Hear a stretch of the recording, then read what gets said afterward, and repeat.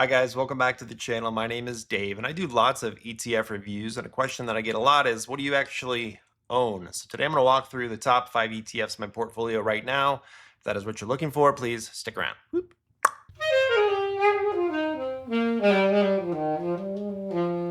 A couple of notes before we jump into this. The first one is everyone is different. Your situation is going to be different from mine. The direction of my portfolio is necessarily where you want to go, so take that into account. I do hold about 15 to 20% of my portfolio in individual stocks right now. It was probably over 50% or more, if you went back 10 years ago.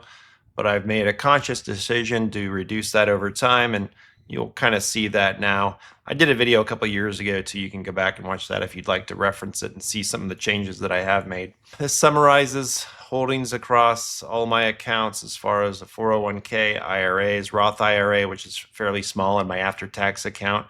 And my after-tax account is my largest account. And I'm 54 years old, by the way, and I'm still working. And I'm going to do the same thing probably with my option-based income ETFs, because a lot of my channel, we talk about those quite a bit, but they aren't a significant amount within my overall portfolio right now. They're working their way up the board, though. Some of them are. So they're getting there. Coming in at number 5 is the boring old XLV, the State Street Healthcare Select Sector Spider ETF. So XLV is going to give you access to all the largest healthcare companies out there in the market, companies involved in pharmaceuticals, medical devices, healthcare equipment, so forth and so on. And the reason I like healthcare is simple, right? People need healthcare in good economies and bad economies. It doesn't really matter. It's a nice defensive play. And I've been building this position up over the last few years. You've probably heard me talk about it in the past. It's not a fund that I expect will double overnight, but I like having it as a defensive sector holding in my portfolio. So I've been growing it. For comparison, it's up around 15% over last year. The S&P 500 is up over 22%. So it's lagged, but I like it, and I've built it up quite a bit in the last few years, and I'll continue to hold it. Next up on my list is QQQ. Could also buy the QQQM version and save a little bit on the expense ratio. QQQ tracks the NASDAQ 100, which means you're going to get exposure to 100 of the largest non-financial companies that are listed on the NASDAQ. You're going to get exposure to all those innovative companies that have driven our market over the last decade and longer. So you get technology, communication services, consumer growth companies, all that rolled into one ETF. Now, the reason it's not even higher on my list is because I have a ton of overlap with other similar ETFs that I own, and you're going to see that. And you don't have to point it out. I know where I'm headed.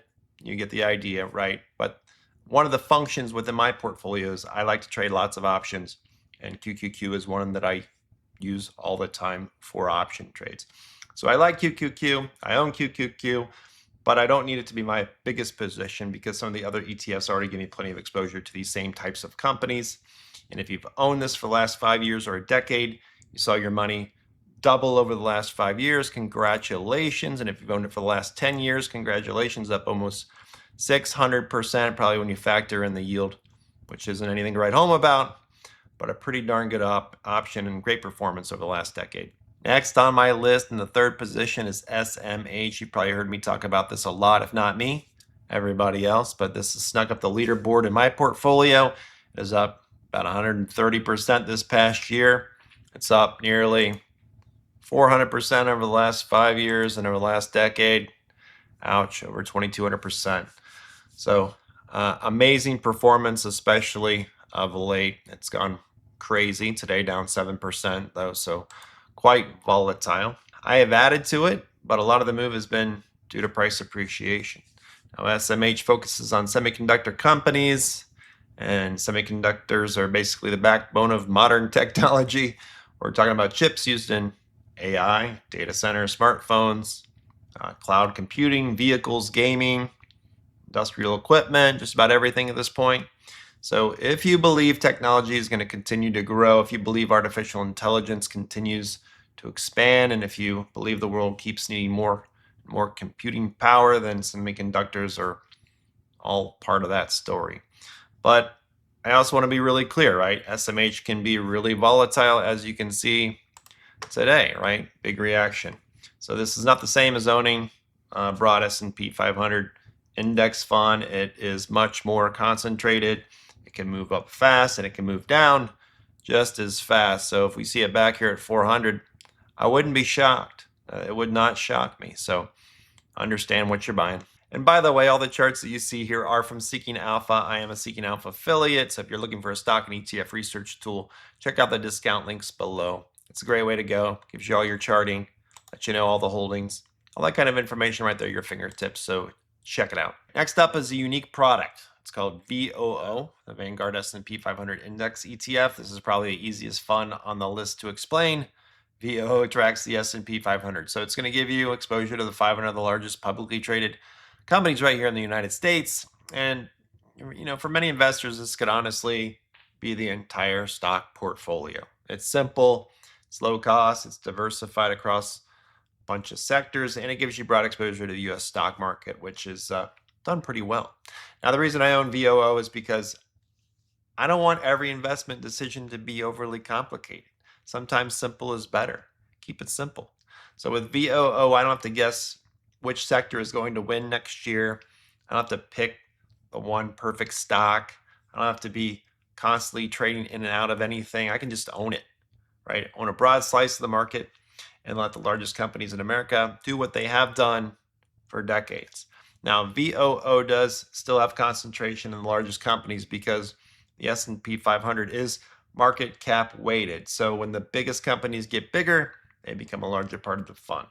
Of course, if that bothers you, you have options like RSP, which is the equal weight version of the S&P 500, and I've reviewed that. And I'll link that video along with ROE, which is the Astoria Equal Weight ETF.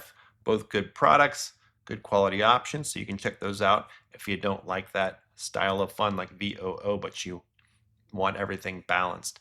But even with that, VOO is still one of the cleanest and simplest and most effective ETFs that you can own. And finally, my number one is VGT, the Vanguard Information Technology ETF. So VGT is focused specifically on the information technology sector. So compared to VOO, it's much more concentrated, and compared to QQQ, this is even more focused on technology. Technology is not just one part of the economy anymore. In many ways, technology is what powers the economy, right? It's everything that's been moving us forward. So software, semiconductors, cloud computing, cybersecurity, AI, I had to say it, digital payments, automation, right? These are not small themes. These are massive long-term trends. And VGT gives me a way to own a basket of major technology companies without just having to pick which ones I think are going to be the winners. So as I've reduced positions in Apple, Microsoft, Alphabet over the last several years, I've been adding to VGT and a few other tech-focused ETFs along the way as well, but a lot of it's gone into VGT. So that is my top 5 when it comes to ETFs in my portfolio, and I definitely have a tilt towards tech, right? With VGT, SMH, QQQ, all in my top 5. I'm tilted towards tech, and that's intentional. That's where I want to put my money to work. It's worked out over the last several years. Great. But 6/23, Tuesday, when I'm filming this, I got destroyed. Today was a terrible day. So there are going to be ups and downs. These are volatile products. Some of these that are more tech heavy. But yeah, as I mentioned in the opening, everyone is different. You might not want to structure a portfolio like this. Your situation could be completely different what you're trying to achieve. And as I mentioned, next week I'm going to talk about income ETFs that I also like to use in conjunction with some of these products that I think can work pretty well. So I'll go over my top 5 when it comes to that next week. So like and subscribe if you like this type of content. And I'm also a licensed financial advisor. So if you're looking for support and you have questions about any of this stuff, reach out to me. My contact information will be down below. Appreciate you watching. We'll see you soon. Take care. Whoop.